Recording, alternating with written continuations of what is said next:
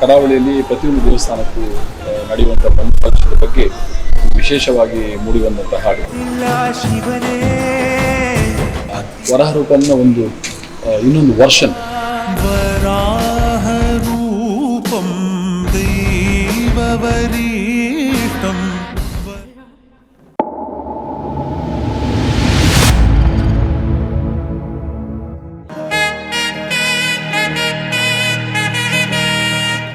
ಕನ್ನಡದ ಬಹುನಿರೀಕ್ಷಿತ cinema Kantara chapter 1 ಬಿಡುಗಡೆಗೆ ಕ್ಷಣಗಣನೆ ಆರಂಭಗೊಂಡಿದ್ದು, ಈ ನಡುವೆ ಬ್ರಹ್ಮಕಲಶ ಎಂಬ ಹಾಡನ್ನ ಚಿತ್ರತಂಡ ಬಿಡುಗಡೆಗೊಳಿಸುವ ಮೂಲಕ ಪ್ರೇಕ್ಷಕರಲ್ಲಿ ಇನ್ನಷ್ಟು ಕುತೂಹಲ ಮೂಡಿಸಿದೆ.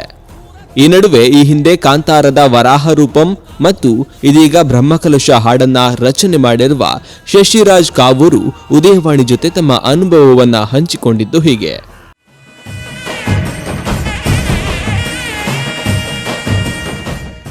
ನಮಸ್ಕಾರ.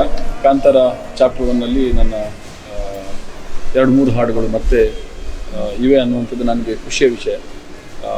ಒಂದನೇದು ಬ್ರಹ್ಮಕಲಶ ಅನ್ನುವಂಥ ಒಂದು ಹಾಡು. ಇಲ್ಲಿ ಕರಾವಳಿಯಲ್ಲಿ ಪ್ರತಿಯೊಂದು ದೇವಸ್ಥಾನಕ್ಕೂ ನಡೆಯುವಂಥ ಬ್ರಹ್ಮಕಲಶದ ಬಗ್ಗೆ ವಿಶೇಷವಾಗಿ ಮೂಡಿಬಂದಂಥ ಹಾಡು. ಅದರ ಜೊತೆಗೆ ಒಂದು ಕೃಷಿ ಹಾಡಿದೆ. ಆನಂತರ ವರಾಹ ರೂಪಂನ ಒಂದು ಇನ್ನೊಂದು ವರ್ಷನ್ ಹೊಸದಾಗಿ ನಮಗೆ ಕಾಣಲಿಕ್ಕೆ ಸಿಗ್ತದೆ.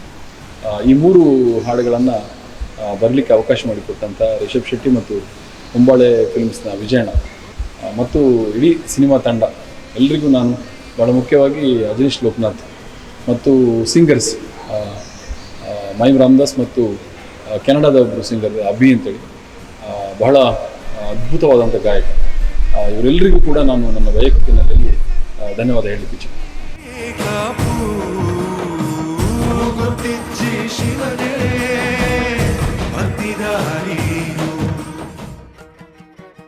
ಕೃಷಿ ಹಾಡನ್ನು ಮೈಮ್ ರಾಮದಾಸ್ ಅವರು ಹಾಡಿದ್ದಾರೆ. ಬ್ರಹ್ಮಕಲಶದ ಹಾಡು ಮತ್ತು ಇನ್ನೊಂದು ಹಾಡನ್ನು ಅಭಿ ಹಾಡಿದ್ದಾರೆ.